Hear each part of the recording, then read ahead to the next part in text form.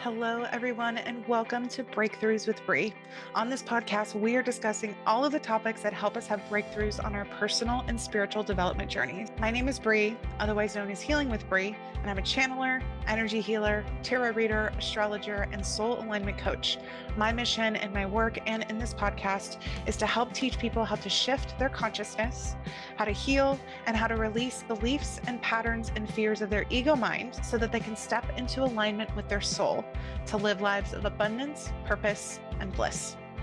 In these episodes, I will be sharing either through my own lens and my own channel or through the experiences of my guest, wisdom and expertise about healing, spirituality, psychology, personal growth, holistic wellness, mysticism, consciousness, and so much more. My hope is that these conversations help you feel seen and provide support and inspiration for you with your own personal breakthroughs. I hope you enjoy this episode.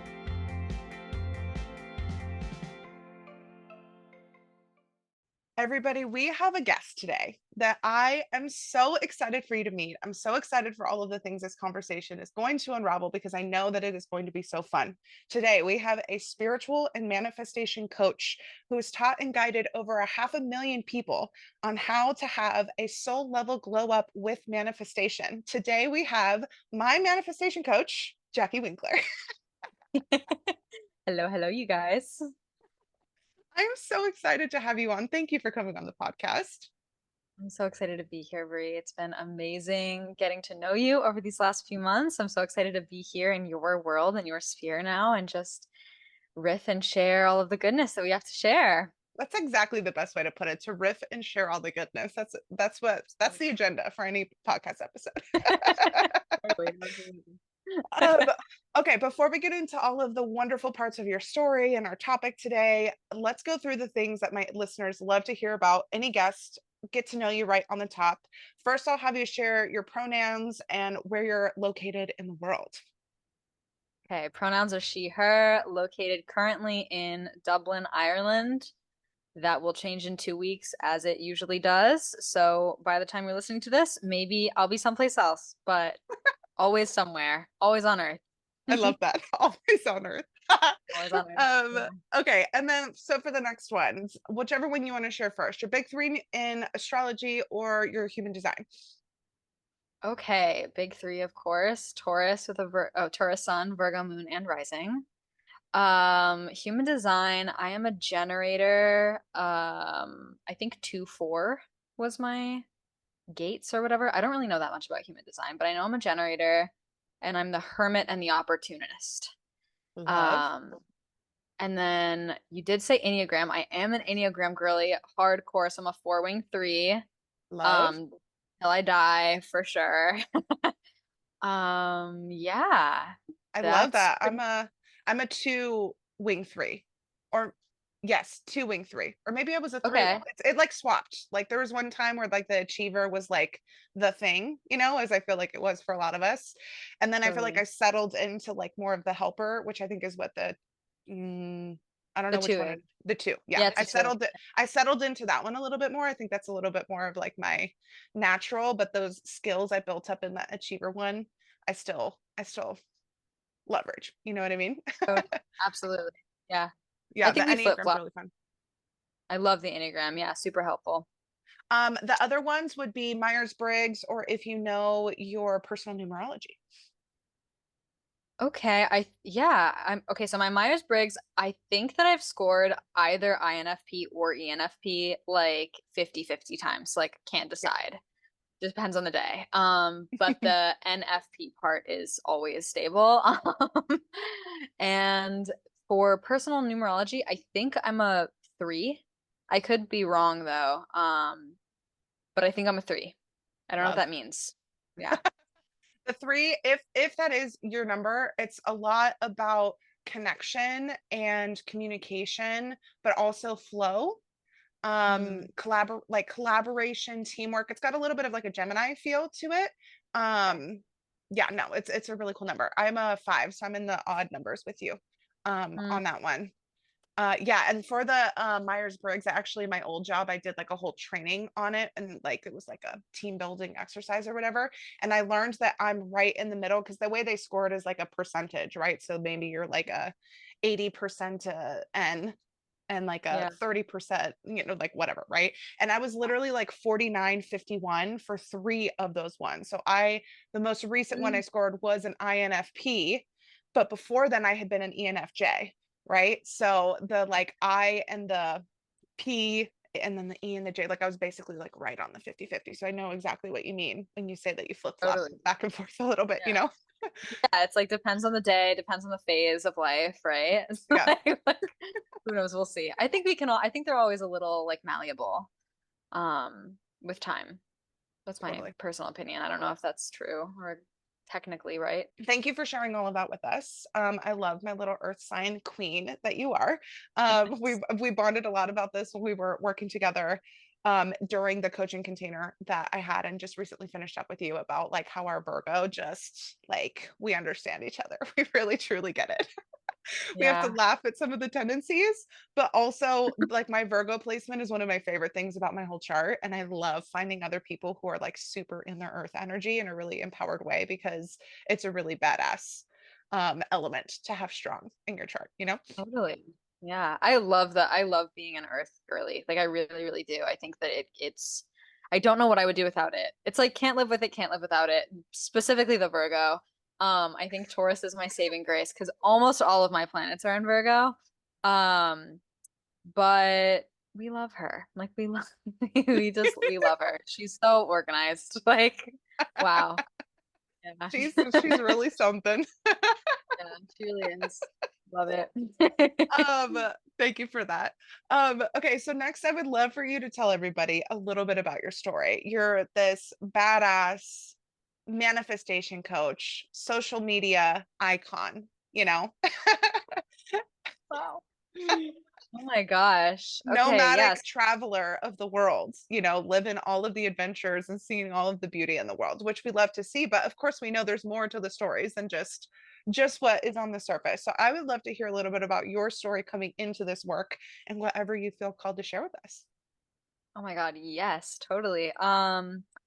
So the journey has been unexpected, I will say. I did not start off or think that I would ever be a manifestation coach. Like if you told me 5 years ago, you're gonna be a manifestation coach on TikTok and Instagram, I would be like, what are on earth are you talking about? Um, so it began definitely. I grew up in a very spiritual home. My mom was a Course in Miracles lady, big time, very spiritual, like very esoteric and metaphysical, and I grew up around it a lot. But definitely, some difficulties growing up. So got really into like drugs and psychedelics when I was younger.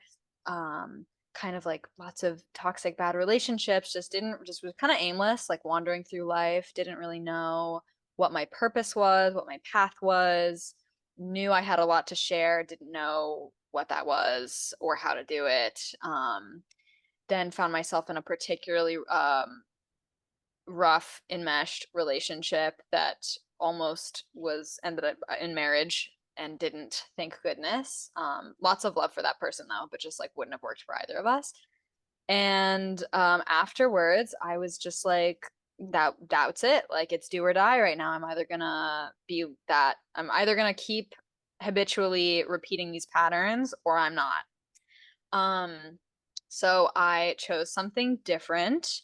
I had always known about manifestation. Like when I was 11, I remember watching The Secret and was just obsessed with it and like really got into it at a very young age and then kind of forgot about it. And then after this breakup was like, let me just try anything. So I got back into therapy. I started really getting obsessed with manifestation. I tried everything. I like invested in the courses. I was reading the books, listening to the podcasts and started doing EMDR and started doing the subconscious reprogramming stuff that now we do in session. And literally, my life changed like so quickly. In about 4 months, I was like living a different existence, and I really could feel an internal shift that felt permanent. Um, and started like I wanted to manifest a following. I was like, let me just see if I can do this. I just started posting. Kind of didn't have any intention about manifesting a following, just wanted to see if I could do it. And like within 2 months, we were at 150,000. Just like manifestations were like rolling in, and I felt like I was like, okay, obviously I have something to share here. So I kind of fell into coaching. So people were just like, do you coach? And I said, well, I guess, and I started off that way, and then it just evolved, and now it's honestly like amazing. It's a dream come true. I love this work. I love getting to meet people. I love witnessing their transformations. And yeah, it feels really super, super aligned and amazing.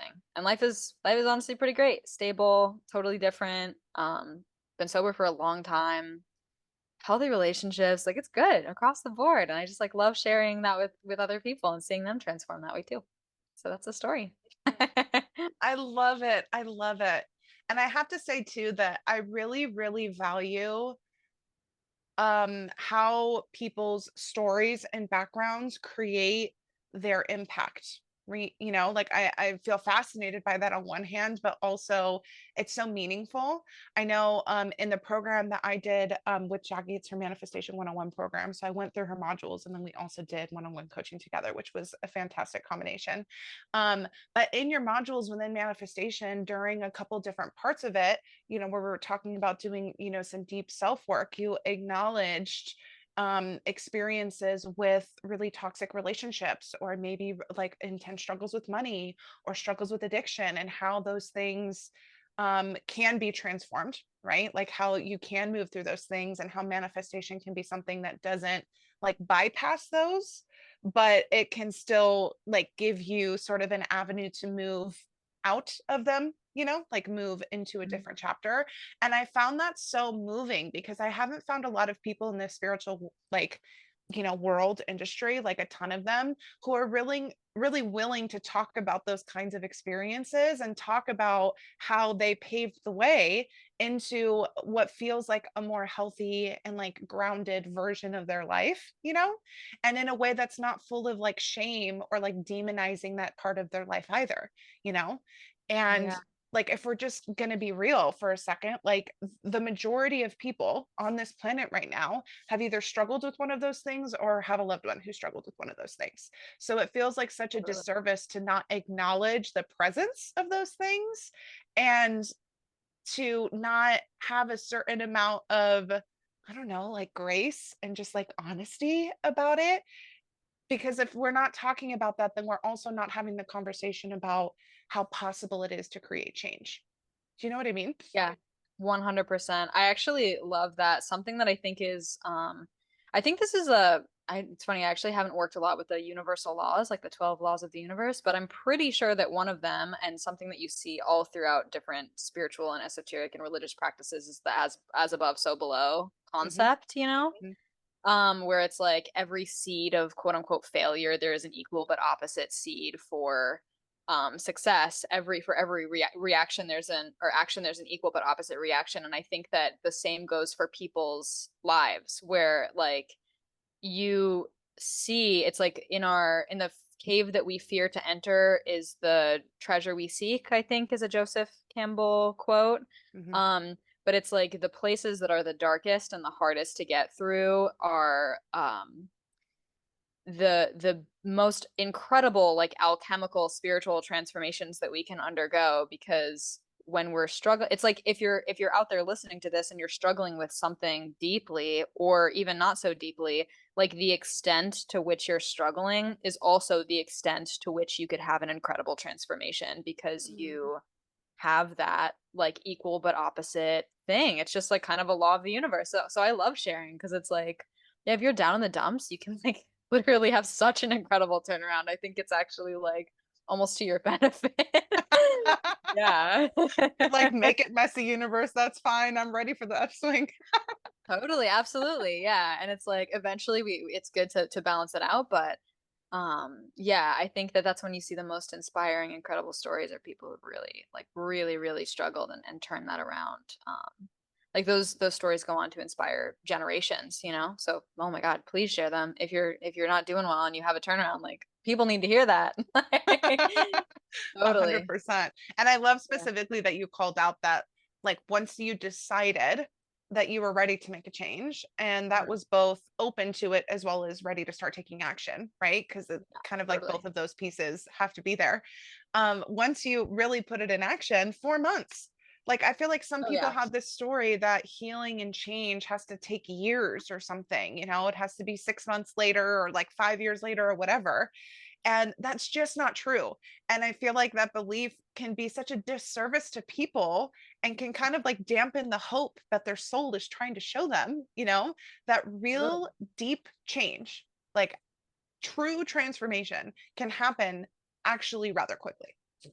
Oh my God, 100%. Like, change can happen in a day, in an hour, in a week. I mean, even think about like how change occurs. You can have one type of life, and then 1 second something happens, and then that life is completely different, for better or for worse.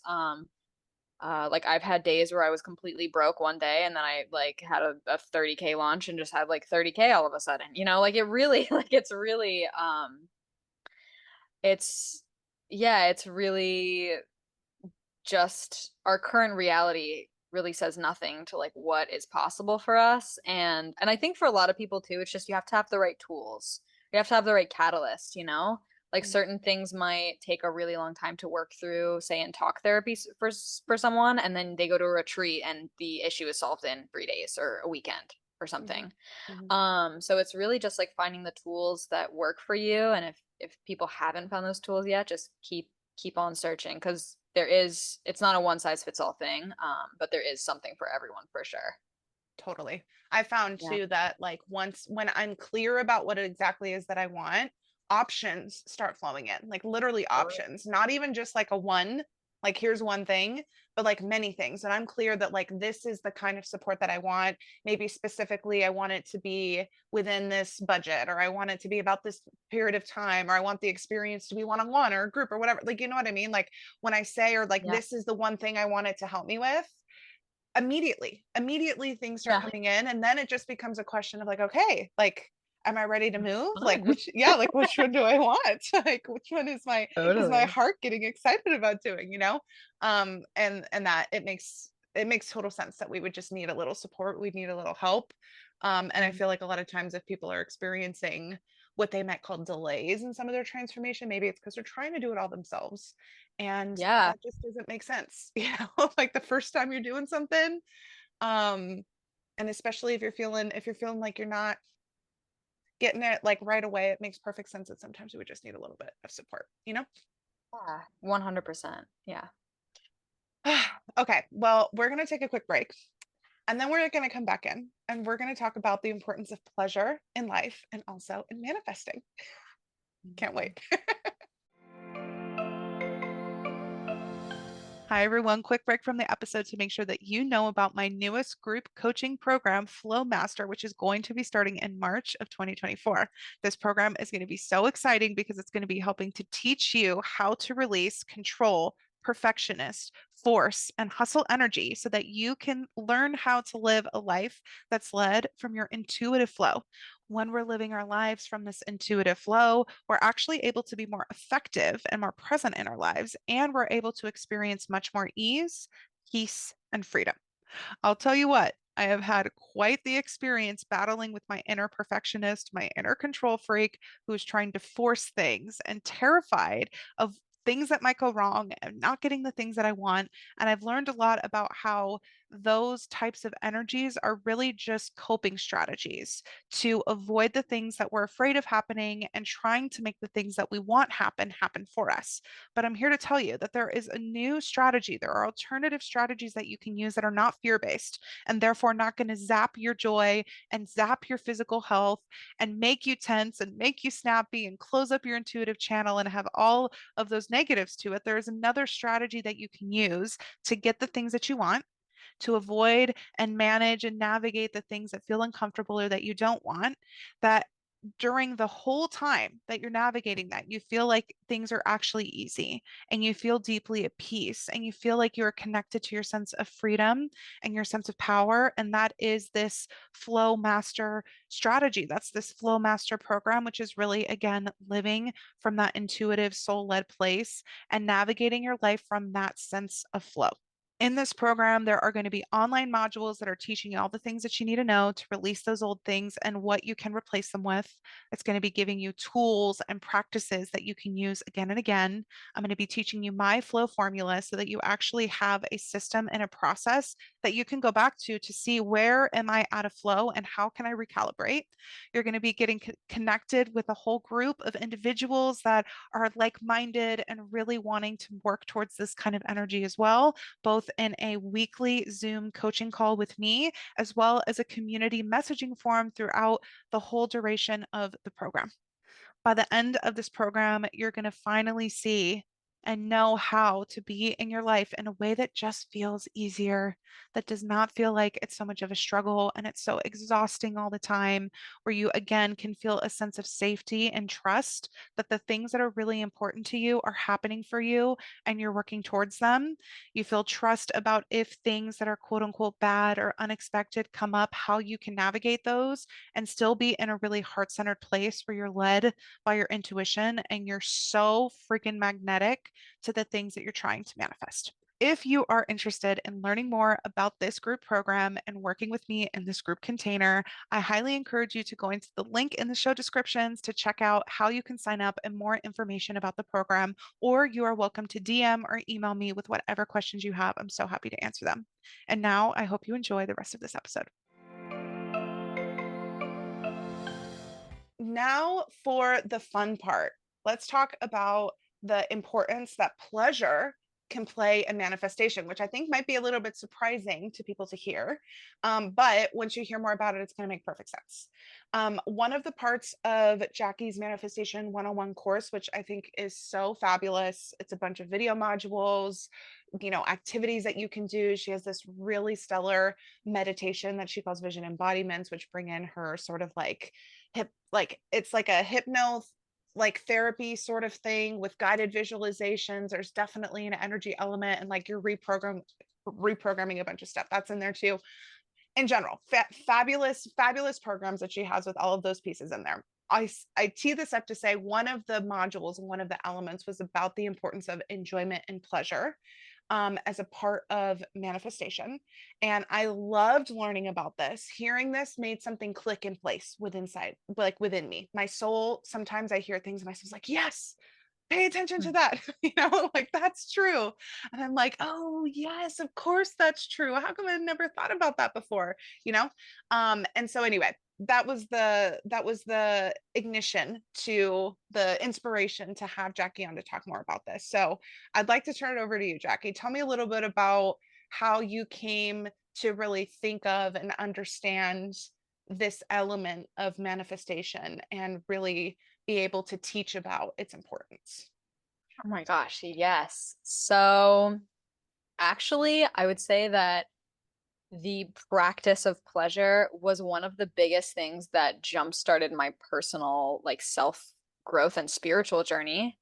The first course that I ever invested in was a like kind of feminine embodiment self pleasure practice course by a creator called Luna Dietrich. Um, and it was like honestly the first time that I ever felt like I allowed myself to sit with what was going on in my body.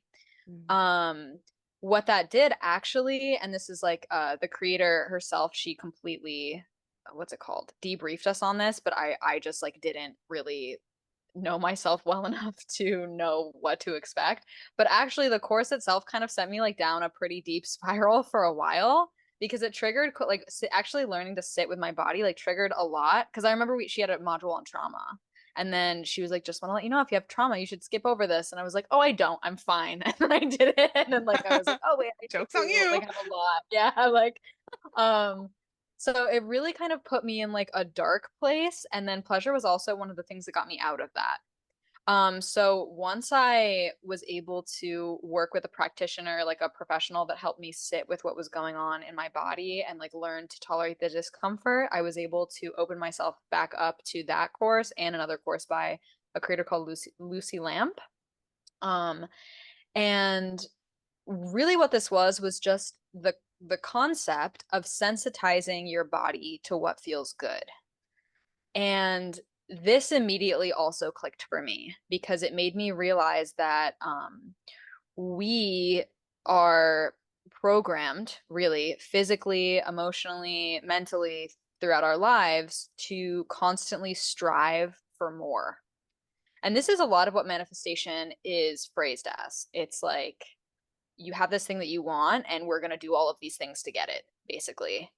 Um, with a pleasure practice, what this really trains your body to do is to learn that you have an abundance of something that feels good right now. So so basically it's like when I started doing this pleasure practice, like very quickly I started to notice that I was befriending my body, that my manifestations were happening so much quicker, that I had de-pedestaled them from where they were before. Like all of these things that I was like, oh, I have to, at the time, a lot of it was money actually. I was like, oh, I have to have money, money. I was like living with my mom at the time. It was just like, I don't know what to do. Like, I just need the money to be independent. And through a pleasure practice, it was the first time that I was really able to actually appreciate and enjoy what was going on in my life because I was able to appreciate and enjoy what was going on in my body. Mm. Um, and, I think that there's a lot of, you can go really deep with manifestation in a pleasure practice. There are realms that I have not even dipped my toes in, like sex magic, like that's definitely a real thing. And then there are things as simple as like mindfulness and being mindful of your emotional vibration and using it in that way.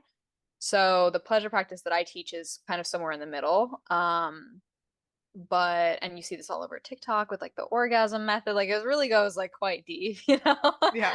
um, but I think that there's really something to be said for learning to sit with what feels good in the body and increasing it, no matter how small, or seemingly unimportant that sensation might be, and the speed at which this transfers over into kind of your emotional vibration and what you tend to call in is remarkable.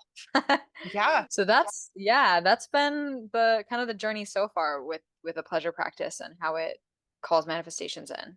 I love this. And there's just so many parts of this I love. One of them is that I feel like us getting really connected to our body is us getting connected to like the ultimate manifestation. Like our physical body is the ultimate manifestation of ourselves and our experience because it is our physical form. Like it is us in material, So like it's like the first manifestation, you know?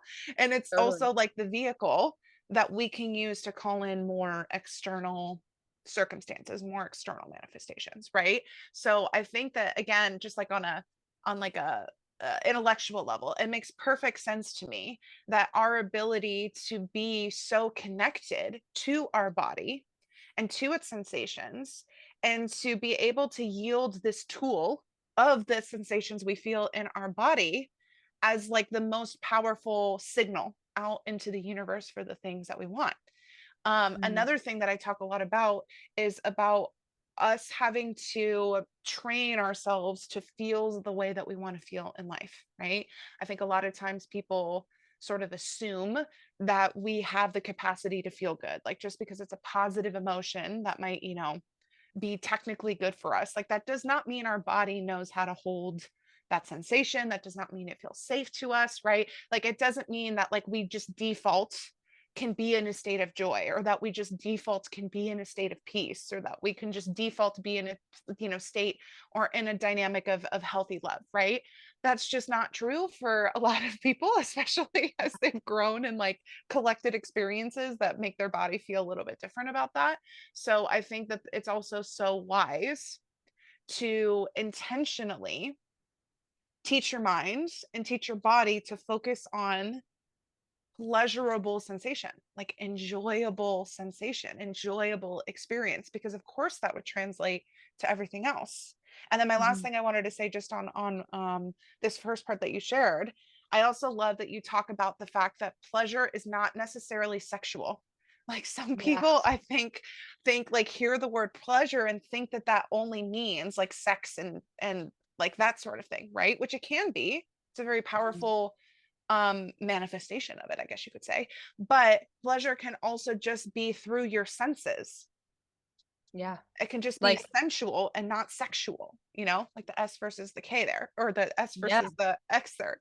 that's yeah. Totally. Yeah, it can really be as simple as and this is what I start clients off with like in session obviously. I do recommend sexual pleasure practices for manifestation just because it's so easy. It's like the easiest, most accessible, like we all know. Like that feels good, you know? Yeah. But then when in session, like when I'm teaching it to clients, we start with like, well, how good does it feel to sit down right now? Like notice, like really notice all of the points of contact that are touching the chair beneath you and like maybe you have a like maybe that feels warm and comforting and like maybe you have a sweater on that's like keeping your body in a really comfortable temperature and like how can we ease into that um so yeah it's really it doesn't have to be a sexual thing at all. It can 100% just be something that is like based in tuning into the senses that are here in a really sensual way. This could be like taking a shower, eating a good meal, washing your hands. And when we learn, and this is like the most important part of a pleasure practice, is when we learn to sensitize our bodies to those things, that is not only what calls the wealth in, but that's what makes it enjoyable. So many of us think that when we get the manifestation, or the especially financial abundance or something, that we're going to get it and we're just going to be like ecstatically happy and we're going to enjoy it. And there is so much evidence to us that shows that that would not happen at all. You know, there are so many billionaires and millionaires who have literally everything that they could possibly want and it's still not enough. And you can see that reflected in, I'm like, don't even get me started about this. I could rant about this forever, but you can see our disconnection from our bodies and pleasure everywhere in the world. Um, you can see how demonizing pleasure over time has brought our society in a certain direction where it is never satisfied with anything, has lost its connection to its own body, like the earth. And it is completely in this realm of like mental ether where it's the pursuit of knowledge at any and all costs, and it's unsatisfying because we're unable, we have too much guilt physically around enjoying pleasure. And when you have guilt about something, it makes it impossible to be satisfied by what you're doing.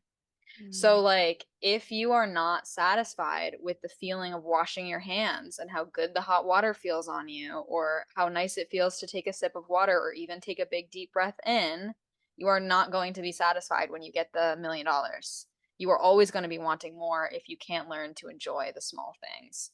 Um, because eventually our manifestations turn into small things too. Like the big manifestation that you got, if you're still on this journey and you're still manifesting like more, which most of us are, that's going to be like nothing pretty soon. So you better get used to enjoying the little things because your big manifestations will turn into little ones pretty Yeah. soon, you know? Yeah. Um, yeah. So it's a whole rabbit hole. Yeah. Ugh, I love everything that you just said. And I, again, another approach that you have in teaching manifestation is really acknowledging the shadow, right? Like the shadow being a key player and not only finding a way of being that feels authentic and feels like all the things we want it to be, but in being able to manifest, which I really fuck with because I'm like a shadow work girly. Like I just I love it. I think it's one of the biggest gifts that we have in this human experience personally. But I think what you just explained perfectly ties into that. It perfectly demonstrates how when we reject and repress something, it shows up Mm. anyway. Like it shows up in a dysfunctional aspect of ourselves in another place. So for us to repress the part of us that physically can feel satiated by the sensation of something, right? In a way that is pleasurable and enjoyable, right? For us to repress that part of our nature, to demonize it, to reject it, that is manifesting in this other tendency that we're having that's actually causing a lot of harm, right? And Mm. like our society is a collective. Whereas if perhaps, we did some of this work of being like, why do we feel the need to demonize this? Like, why do we feel shame? Why do we feel guilt? Why is this something that feels like some dirty little secret when it's literally human nature? Mhm. Like when it's literally a natural expression of our human bodies to want to Yeah. feel a sensation that feels good. Duh, right? Yeah. Like, why is that something that feels so shameful? And how could that look for me to remove shame from that? How could it look for me to accept that into the folds, to release some of this rejection, which is really resistance of it, right?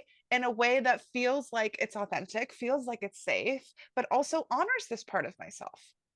Yeah, 100%. I think it's honestly some of the most important work that we can do is like, and there is so much shadow inherently attached to pleasure in the body.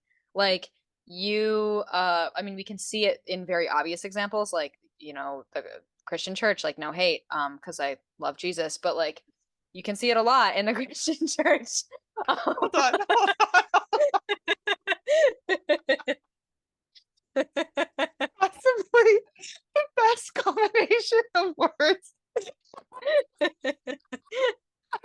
No hate, because I love Jesus. I do. I swear. No, I really do. God, I'm sorry. That really was a thank you for the joy that just gave me. Oh my God. Yeah, I mean, Jesus is a like cool a lot. dude, just to make that This clear. is a cool guy. Yeah, He's really cool great. guy. But like, it's like you really do see it in a lot of these. I want to say kind of like institutions. I dare say patriarchal ones, where there has been just a lot of shame and demonizing of the physical body, but particularly of pleasure. Like you even see this in, like desire is the root of all suffering type of narrative, or we need to like surpass the body's lusty, impulses or whatever that means. And it's not to say that we completely allow like it's not to say we go like full Dorian Gray or anything and just completely surrender to extreme hedonism. Like that's not the point. But what is the point is that our bodies are just as important as these mental faculties. And when they're like, and these kind of etheric, higher thinking, quote unquote, types of energies, and when they're in balance, that's actually when we can bring incredible manifestations into the world. And like, not to take this down a whole conspiracy theory route, but I will for about 30 seconds. And what I think is that one of the reasons why institutions have demonized a lot of the body and it has been excluded from even like education, in like the school systems, at least in the States, the education around like pleasure and sex ed is just absolutely horrendous. And then you see this in a lot of large institutions like churches. I think that the reason why that has probably happened and the demonization of pleasure in the body has been a thing is because there is a lot of power in it. And if we combine these higher ways of thinking and like this very spiritual, etheric, surpassing attachment to the 3D with the vehicle of our bodies, um, really amazing things can happen. We even see this as, the easiest expression of this is just the fact that we can literally create life. Um, so imagine what else we could create if we thought about that in a spiritual way. So that's the end of my little, not conspiracy theory, but like can't help but notice, No, type of. Yeah. that's so real. It's so real. And I think that there's a way that we can objectively observe Yeah. what's going on, right? And it doesn't even have to be like a judgment of anything, as much as like we can just honestly, like, we can see it, we can name it what it is, right?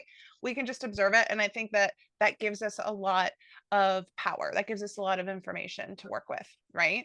And I think Absolutely. what's so interesting, and I'm so happy our conversation has brought us here, I did an energy forecast for this month, and the card of the month was the devil card.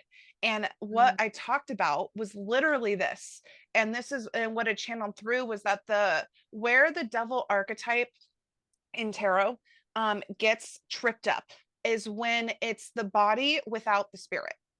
That is where Mm, the problem is, right? It's when it's like hedonism and when it's impulse and human nature without any spirit, without any soul. That is the only problem with all of that, because where yeah. that leaves you is in scarcity, controlled by fear, and by impulses that are literally like in vain. They're without any meaning, without any intention, without any like soul heart like led guidance, right? Mm, That's where things get a little twisted, and you end up feeling really trapped, right? Like on the card, totally. the artwork is literally two humans like with chains, right?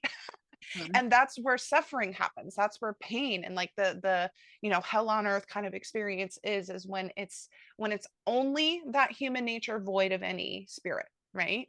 and if Ah, and what I hear you saying so beautifully is that the point is being able to integrate the human experience, the human body, the human nature with our spiritual awareness, with our soul essence, with our intuition. It's the combination of those two in a little formula that is what so creates magic. And it's how we tap into our ability to be really like extraordinary creators of our life, where we start to be the ones that are generating literal miracles. yeah, And but like in order for us to get to that place where we can manifest things very quickly and very powerfully, we have to come back into the relationship with the physical manifestation of ourselves. We 100. have to learn how to integrate.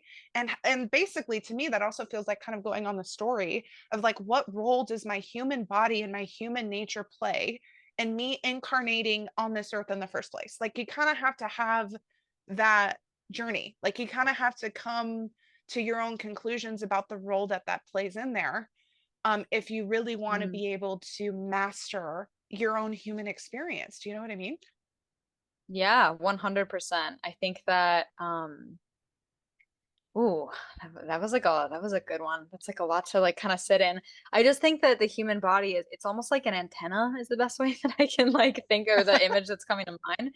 It's Love. like yeah, it's like a little antenna channel where we like take the cosmic energy from the ether and then we channel it through our bodies and out into be able to create it. But you have to have both. Like you said, there has to be that polarity. I even love that you mentioned specifically the devil card because if you look at the devil, like actually the imagery that we've associated with Satan, it's literally almost every single old religion has fertility gods that look exactly like the devil. All they are, Oh. man, the horned god in Celtic mythology, like all like the actual image of the devil is a male fertility god that is basically just like a horny, very physical like dude. And it was like like that literal image was just taken and implanted over with religion to like mean something that was very evil and not a good thing. And what those gods stood for was basically just like balance, fertility, bringing things to life, like channeling through the body shamelessly and inspiring that in other people. Like they played a very important role in like the old religions. And now it's just like literally the exact same image as something that's like really a very scary image for most people to look at, you know? Mhm. Um, but it's really true. You 100% have to have that, both of those kind of, I guess, polarities of energies of one that's like the spirit and one that is the body. And through channeling that, like, yeah, I love that you said miracles because it is true. Like, you can really make miracles. And again, even just thinking about how we can create life, like, that's crazy. Like, that's like a it miracle. it blows my mind. Like, if we actually think about the fact, like if we actually think about that, it's a little overwhelming to think about. Yeah, like, And and even as you're talking too, I'm just like, all of these other connections are coming to mind. Like what you described is also the energy behind the number six, which is also like that, like that's what the tarot card comes down to. And like religion would say like a 666 number is like an evil number, which is not how, like when I see six now, like I don't even think about it like that, because I've learned the energy of like the numerology. And in fact, that number almost has like a Libra vibe. It's like a very pleasant, like beautiful, harmonious, loving, balance. Like it's actually a very beautiful number, you know? And the other thing is that the color red is often associated, and red is our lowest chakra. It's our root chakra. So that's like our closest frequency to the energy of the earth. It's where we embody, where we feel safe, where we like literally plug in to earth energy. So that is also the point in our energetic field where we bring things down all the way into the material, right? Yep. So like all of these things are like they're all in the same neighborhood. Like they're all the same energy, you know? Wow. Totally. No, I know. Like literally this, I feel like when I started like really thinking about this, actually the thing that really kind of jump started my journey of like just getting like really mental about it, of being like, oh my God, like the imagery of Satan and Pan and like the chakras and money and like my body, like it was like a whole thing. It You're was like like a that whole meme of the girl that has like the scowl with all the equations in front of her face. like What? literally, Yeah. yeah. Or like Charlie Day in the mailroom where he's like Yes. connecting all the like letters. Yeah, like that was like literally me about this topic, about like pleasure, sexuality, money, sensuality, um, like feminine energy, the pursuit of knowledge, like institutions, like all of this really connected down to this. But what inspired it in me a lot was a book. It was actually a fiction book called Jitterbug Perfume by Tom Robbins, and it's this like fiction book, but it's written from one of the main characters is Pan. For anybody who feels drawn to this topic who's listening, kind of like a random association, but you should go read this book. It's all about like the balance of masculine and feminine, and like um it almost like eternal life and stability, and Pan and like his demonization over time. It was really beautiful, but um there is so much here. And also, going back to the root chakra, that's all about money too, which is another thing that is so one of the most taboo Demonized. things. Yeah. Yeah, demonized, like taboo. All of the stories that we read when we were little were like the evil rich queen versus the poor virtuous little poor Cinderella girl, you know, Yeah. like Yeah. who lived at the edge of the wood and was starving, you know? Like we really, there's been so much programming around like these base body material root Needs. chakra type of energies, yeah, that has just been super demonized, which is funny because that's so important to live on this earth, to be Yeah. able to um feel pleasure, be in the body, connect with the earth, and make money. Like Yeah. we need to do all of those things to survive. Yeah. And I think Totally. too that like even as I'm thinking about it, and again, not to like get too conspiracy theory about it, but just to like see it, say it for what it is. I feel like it's important to acknowledge that if we really truly understood the role that the like human body, the material part of ourselves needed, and if we really could master that, we would kind of master that full cycle and be able to impact a lot of change, like a lot of change Like a lot. into, yes, into the collective, right? Which can be a scary thing. That can be really scary to people that maybe don't want change for, you know, certain things and feel really comfortable with the status quo. So all of that Yeah. to say, just to like bring it back into like our ability to manifest, like if one, you really want to change the world for the better, right? Like if you want to see more world peace, you want to see more ethical types of economy and interaction and relationship, right? Like if you really want to impact that level of that level of transformation collectively, as well as you really want to manifest for your own life ease and safety and prosperity and the ability to feel joy and to feel happy and to feel satisfied in your life, you really got to master the energy of these lower chakras, which is the second to last chakra, sacral chakra, which is sacral, which is sexual energy as well as pleasure and creativity and emotions, right? And our root chakra, which is our safety. It's our ability to belong, right? Mhm. And money, like you said so beautifully, where a lot of money is tied to, right? Like these, there's a reason why these sit together, and there's a reason why these are our bottom chakras, and they're so important to incorporate and to learn to understand, because that's a big thing, a big breakthrough that we had working together, is that there's nothing wrong with us. We're not missing anything, but sometimes we just have to learn something that we were never taught before. And I feel like learning Mhm. about this kind of approach to connecting back in with our body through pleasure is one of those things that I was so grateful to learn about the role that it plays in creating the life that I want, and even how deeply it is connected to something like bringing in money and stability and abundance into my life in general. Do you know what I mean?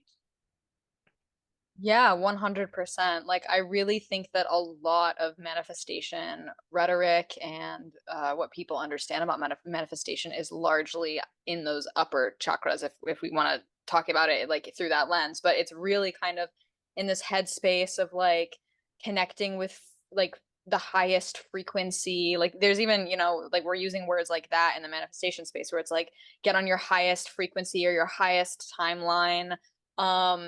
Like envisioning the reality that you want. Like it's really kind of this, it's like a heady practice. Yes, very third eye It's crown like chakra kind of focused. 100%. Yeah, it's like really like visualizing based, like calling out your list, vibration, all of this very etheric, like spiritual, like very kind of high spirituality stuff. But within that, there's this whole piece that's just largely overlooked that is so important and effective for calling things in. And I think that a lot of people really struggle calling in those manifestations because they're not only focusing up in that kind of upper chakra area, but also just because a lot of us don't feel safe in the body. Like a lot of us don't really know what that feels like. Um, Again, like we're a lot of our day to day is spent in that kind of upper level, even thinking about how much information we're getting off of phones. Like it's really kind of easy to be in the headspace a lot versus being in the physical body. And when we take the time to ground, learn how to feel the feelings, feel sensation instead of intellectualizing it, um, like appreciate the small things, get present in the actual body, yeah, that's where the juice is. Like you need both in order to bring that through.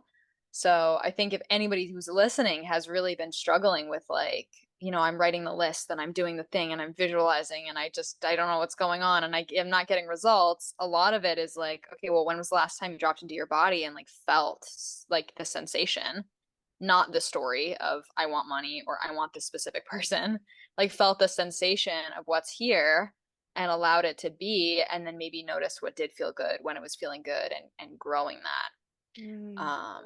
Yeah. Yeah. I second that. I third that. Like everything that you just said. And I think that's why there's a lot of what I hope is, I know I see it in my little corner of the internet, but I hope collectively there's a shift towards more somatic types of healing, right?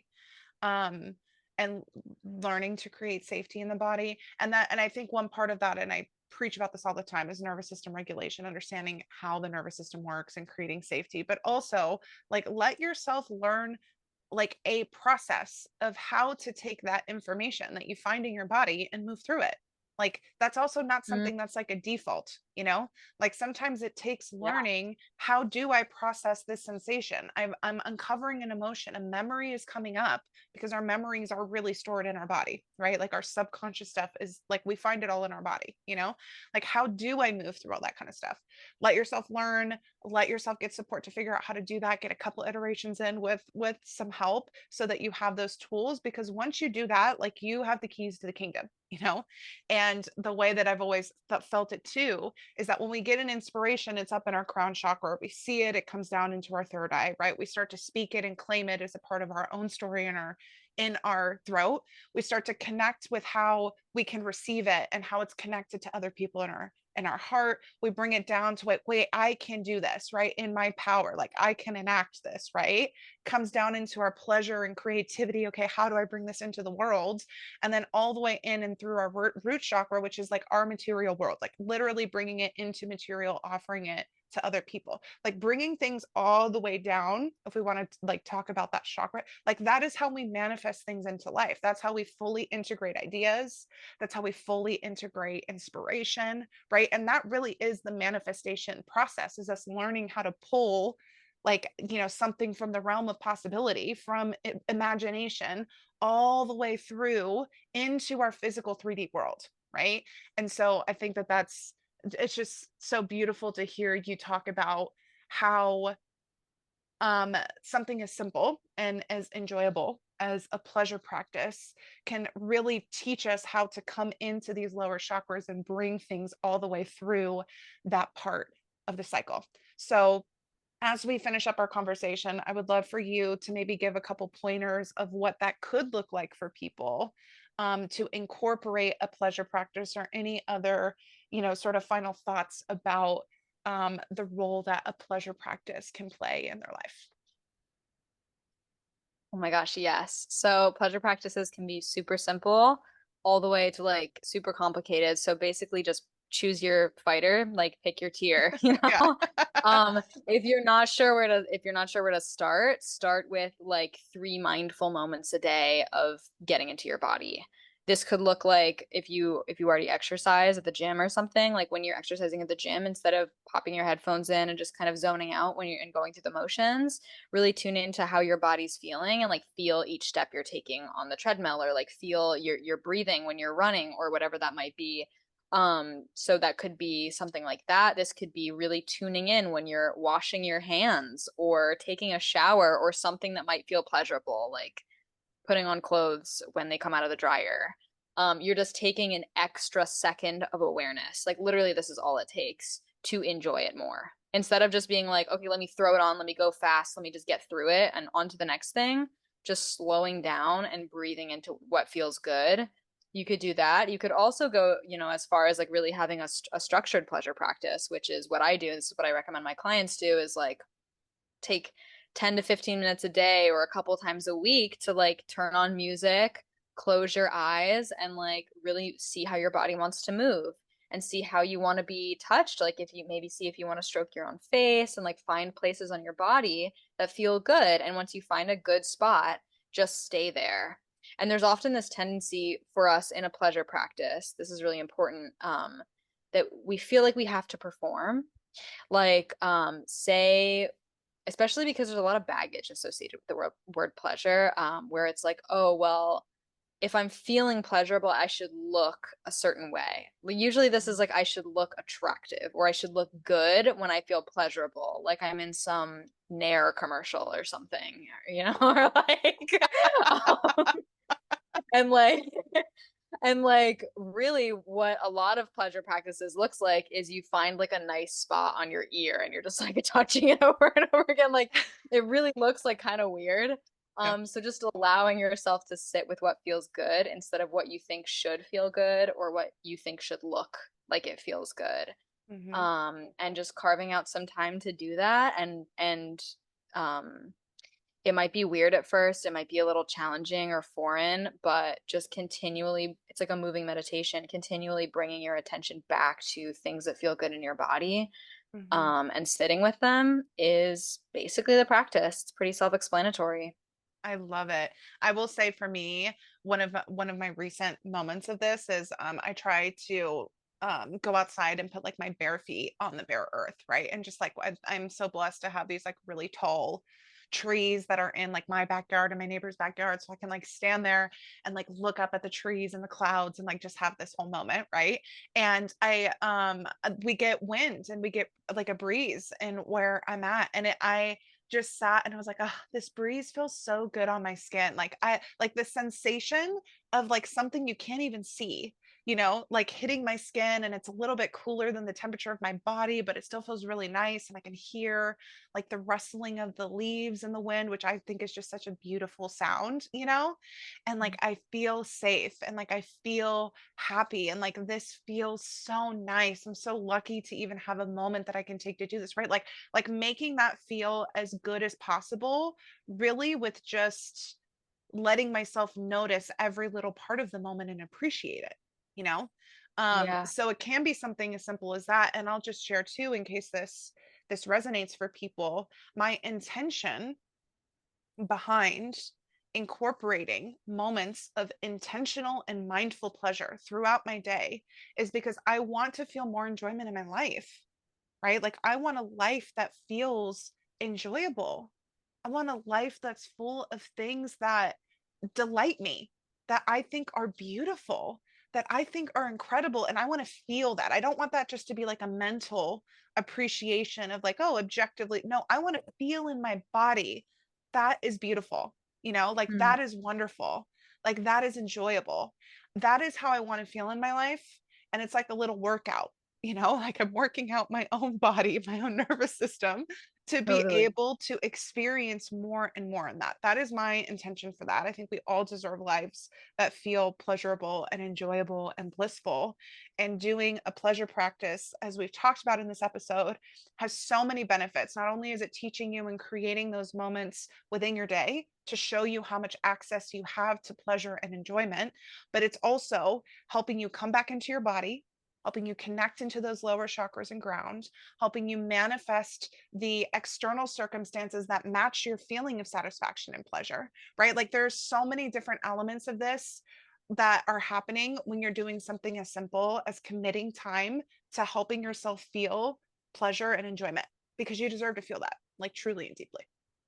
Yeah, absolutely. Completely agree. Oh, okay. Well, as excited as I am that we had this conversation, it's bittersweet because we're wrapping up this episode. I feel like we'll definitely have to have you back on to talk about all of these other things. And honestly, again, I just have to pull it back around that it makes total sense that our earth sign queen is showing us how to become more embodied, right? That our earth sign girly, our double Virgo Taurus queen, is showing us how to bring it into our embodied material experience, which is what the earth element represents in astrology and just esoterically and all that kind of stuff. So just living right up to it. You know what I mean? Oh my gosh, totally. Yeah, this is like my favorite, it's my favorite type of work. During the break, we just talked about how ecstatic I was about perfume that I got. I love the physical body. I love the senses. It's the Taurus in me. It's the way to do it. And it's such an important part, an overlooked part in manifestation. But it's been such an honor coming on, Brie. I've loved every second of it. I would love to come back on. And yeah, I'm so excited to see how everybody in the audience implements this type of practice and see what manifestations might come forth from it. 100%. Where I'd like to leave off is you telling everybody how to be connected with you, maybe things that you're offering right now. Because yes, please follow Jackie, send us DMs, wherever you want to send them about what resonated for you, what you're enjoying about it, because we really love to stay connected. So tell us how the listeners can get connected with you. Oh my gosh, totally. The best place to reach out to me is on Instagram or TikTok. My handle is hood.winkler. You can also go to my website, hoodwinkler.com, and there is plenty of info on there. Currently, what am I offering? In March, I have Manifestation 101 that's going to run again, which is wonderful. This is really going to teach you a 6-step, very simple process to manifesting anything. You get to go through this container with a bunch of other students for 3 months. So that's what that looks like. I also have a love workshop that's coming up, I think in April, but that's coming up soon. And then I also have my money workshop that's coming up in another 3 months. So we got lots of stuff. You can always stay updated on my website. I always have free manifestation webinars. So you can just go to my website, click on Manifestation 101 and get waitlisted for that. And you will get updates about when I have free trainings as well. So that's the best way. I love it. And I really highly recommend giving her a follow, because your content about like breaking it down into bite-sized pieces about things that you can do and where you're getting tripped up. I just think it's so practical. Of course, again, talking like our earth sign hearts just love, very practical, very tactical, while also being like a very embodied version of our spiritual inclinations, of our intuitive guidance, right? So again, thank you so much for coming on this episode. And I hope that everybody has a wonderful rest of your week. Thanks for joining us to have some breakthroughs today on pleasure and grounding and manifesting. And I'll see you guys all next week. Thank you for listening to this episode and for tuning in to Breakthroughs with Brie. Please share your favorite episodes with your friends and loved ones, and please like, subscribe, and rate the podcast on whatever platform you're listening to it, as it helps me continue to create these episodes to help support your breakthroughs. I would love to stay connected with you, so please follow me on social media at Healing with Brie. Please check out my website at healingwithbrie.net, which will always have the most up-to-date information about the services that I'm currently offering. And please consider using the link in the show descriptions to subscribe to my email list so you can be the first to hear about any offerings. You can get all of the free resources that I offer, as well as get my weekly channeled messages. My deepest love and gratitude to you, and I can't wait to have more breakthroughs with you next week.